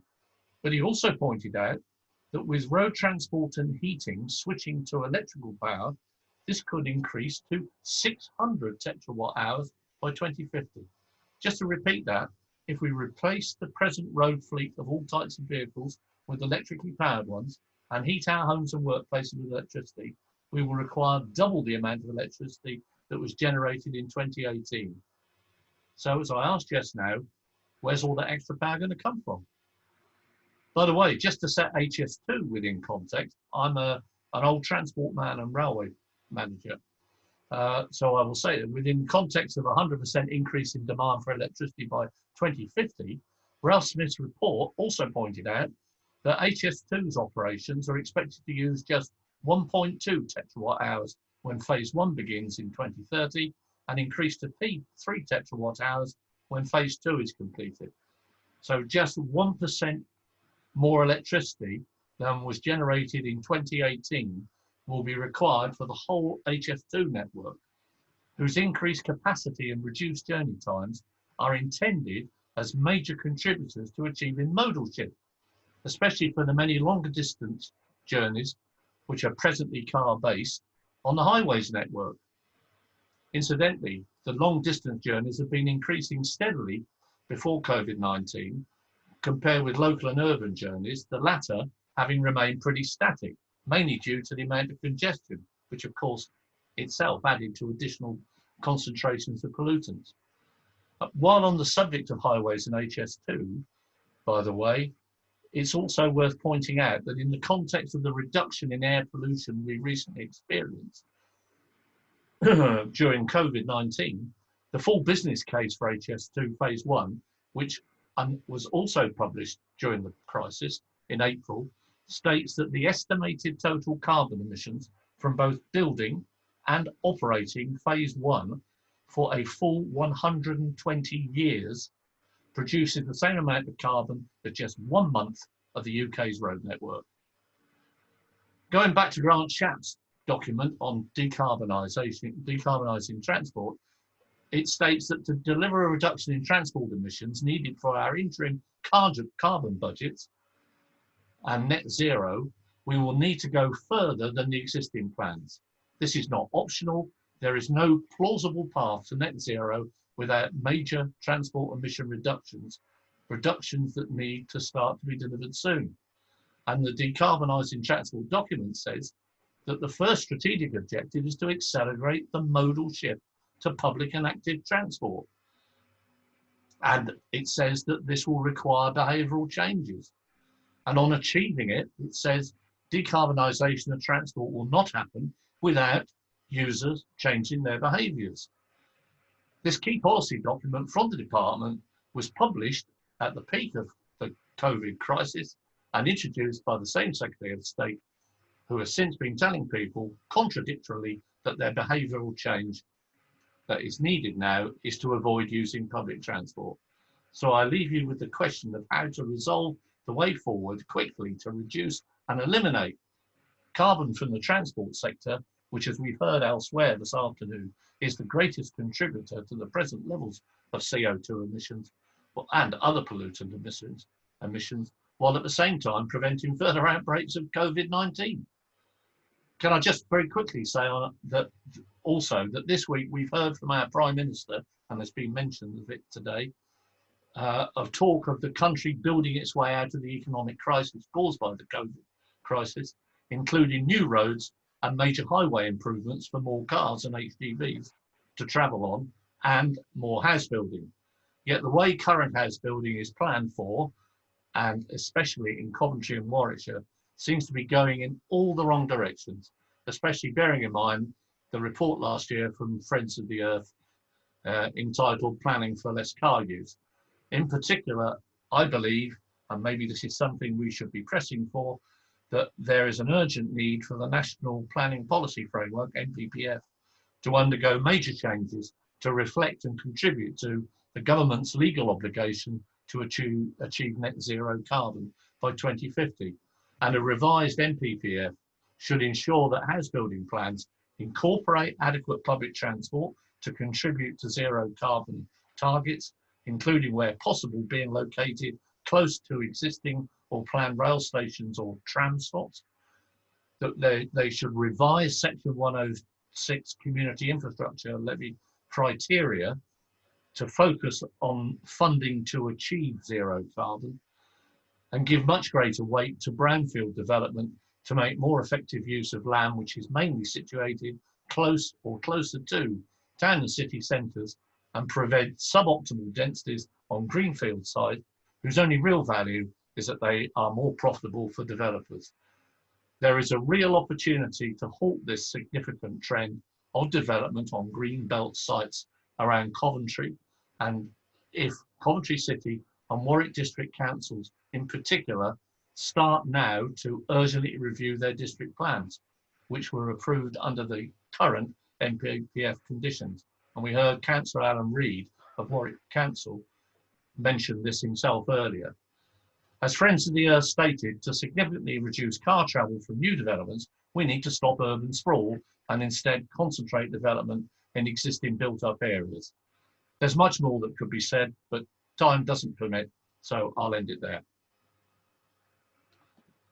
Thank you very much, Alan, for your contribution. Now, are there a burning question before we close the conference and start the Chambers meeting? The Chambers meeting has to be very short, I do realize. Are there any questions anybody want to raise?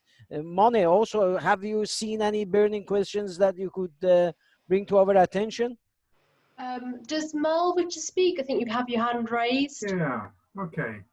Yeah, well, first of all, I've emailed to Reza and to Lakhvir a graphic, which is something which has not been mentioned very much today. And this is about the effects on education. We've heard a lot about the effects on health of air pollution, but I think there's another dimension which, oh, there it is. Okay, great.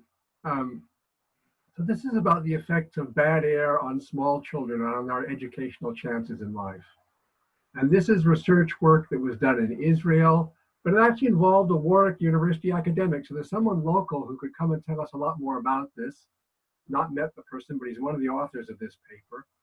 But you can see that they measured two things. One is they looked at educational performance as air quality got worse. They were looking at PM 2.5s. And according to them, there's a very direct relationship. The more small soot particles you got in the air, the worse children did in their exams at school. And you know, and you're all familiar with our exam systems. It looks at kind of at fairly moderate levels.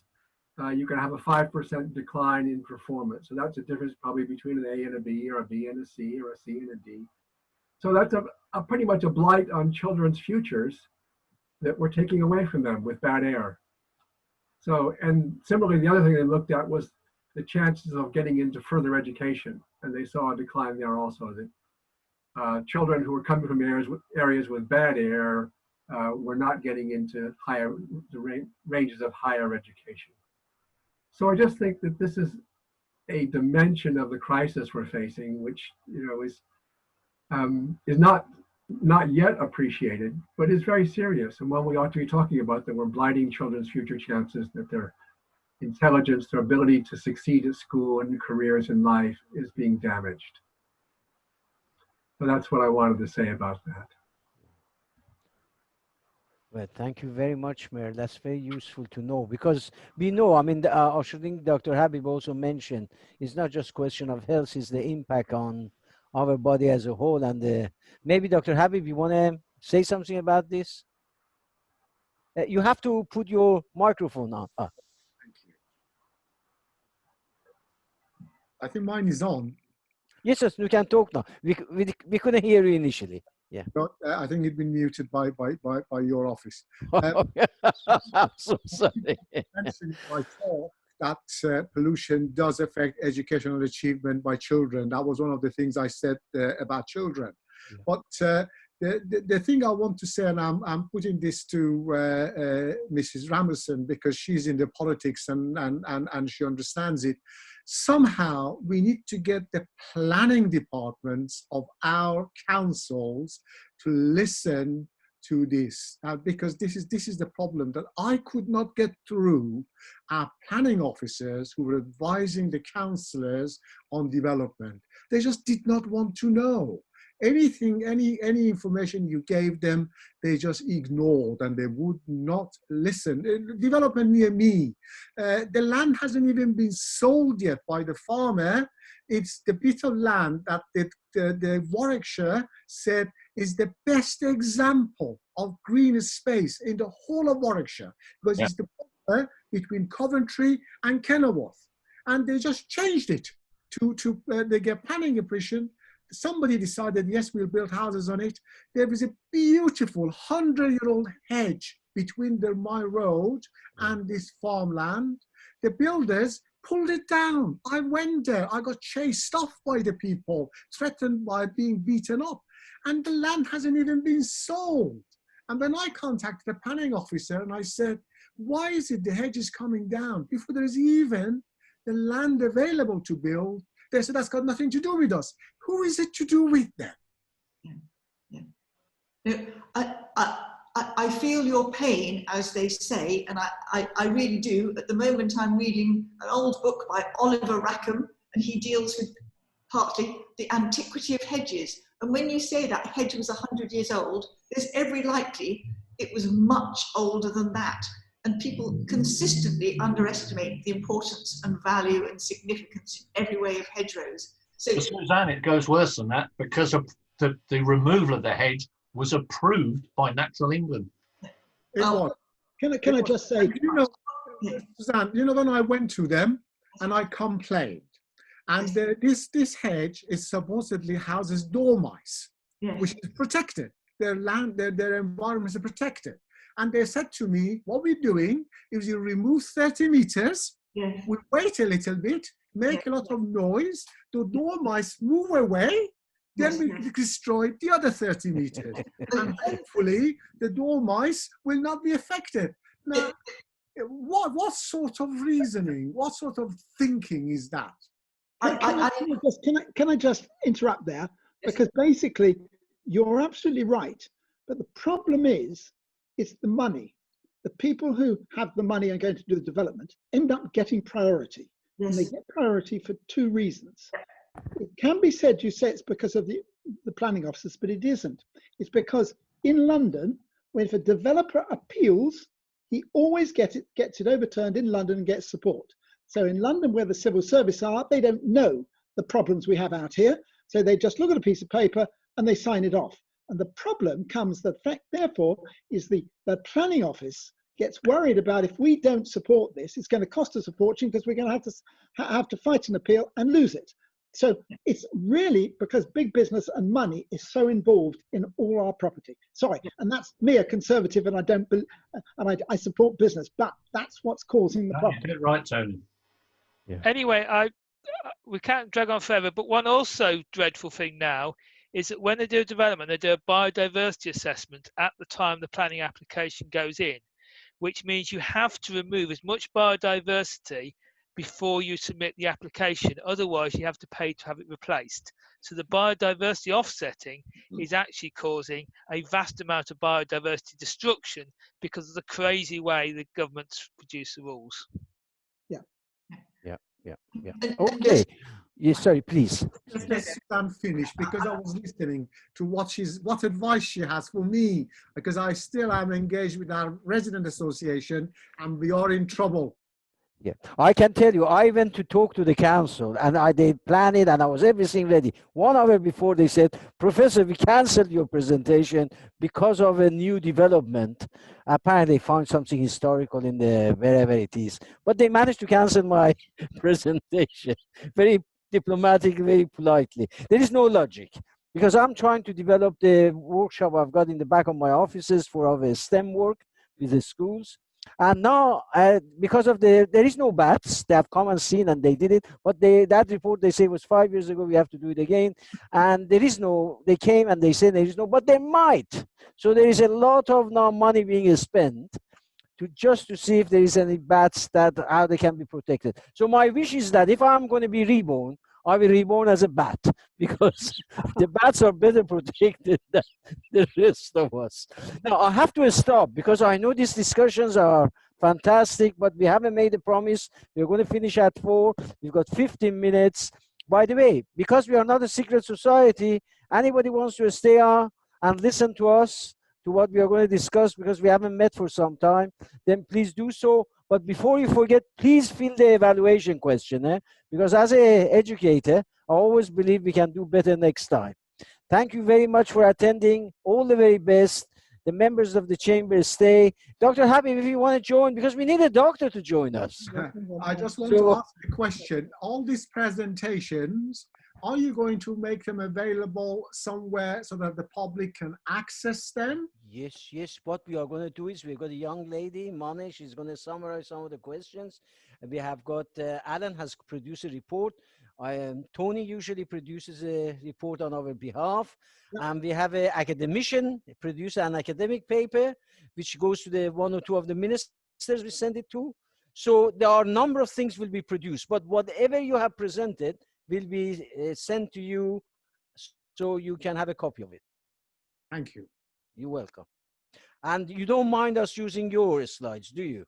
No, by all means. No, I'm Wonderful. very happy. But I think there were some very, very good presentations.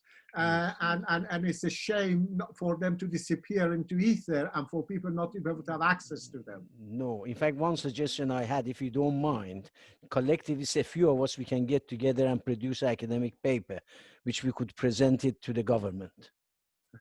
Which will be ignored. No, no, it isn't. If you look at Anita would tell you, there was a 2-page letter. The previous minister wrote a few pages. They do care. By the way, they are humans. They do. It's just that their power is limited. We think they have a lot of power. But the most important thing is for them to raise those issues wherever need be, and maybe at the parliament by, I know Mr. Matt Weston has done so. So that's why I like him. At least he goes and speaks on our behalf. So we have to get our MPs to talk to the government and some of the ministers to do what is necessary. But we shouldn't upset people either, because everybody has a job. And some of these jobs are quite challenging. I don't want to be John Seedon because when you look at the Who doesn't live in Coventry? Who doesn't live in Coventry? Lives in Herefordshire. No, I don't envy his job, but I know everything. I said to him, "What do you suffer with us in Coventry?" "Oh no, I'm a rural Herefordshire." There you are. I'm going to move to Leamington. I like the mayor better. Oh, we've got all the good men in Leamington. Susan, you have won our hearts. I can see Dr. Habib is also very pro. No, we need mayors and councillors like Susan who come and are active and they do a good. I think most of the members of the chamber are very, very positive. They have been working with us, helping us to contact the right people. And we do need a doctor, Dr. Kashi. So I hope you will join the Coventry and Warwick Air Quality Chamber. We're hoping to set up other centers in the country. There is a lot of work going on. And I think it's good to involve the public. Very generous of you. Thank you. By the way, Susan, I'm sorry we couldn't come to your inauguration. Well, it was held virtually. Yes. So I'm hoping to have another party at another moment. I see you're dechained now, by the way. I'm dechained. She's not a member of the chamber, not presenting the Leamington. She's no longer the mayor today. Okay, then. I think Suzanne has been very good today. Thank you very, very much. Thank you, darling. We are very proud of it. We are very proud. We are also very proud of other colleagues, that are behind the scene. A lot of good work. Peter Maddock always helps, supports. I know Alan has got a temper, but usually he's there to help and support and write. So we all are a good team. And I hope in the future somebody like Susan will take over, because I'm getting a bit old. We need a new chair. What are you on about? By the way, only when I saw Tony McNulty, I didn't know he's nearly 7 years my senior. So I said, if he's so active, so maybe I can stay a bit longer. Yeah, come on, polish your wheels. Yes, I have to. All the very best. Thank you, everyone. Hopefully we will write to you all, send you all the info and 1 or 2 reports. Thank you very much. All the very best. Bye. So can I start the chambers meeting? And I say to Mona, could you stay on so that for the next 15 minutes we discuss? Yeah, thank you very much. Because as a part of your report, it would be good to see what we are now discussing.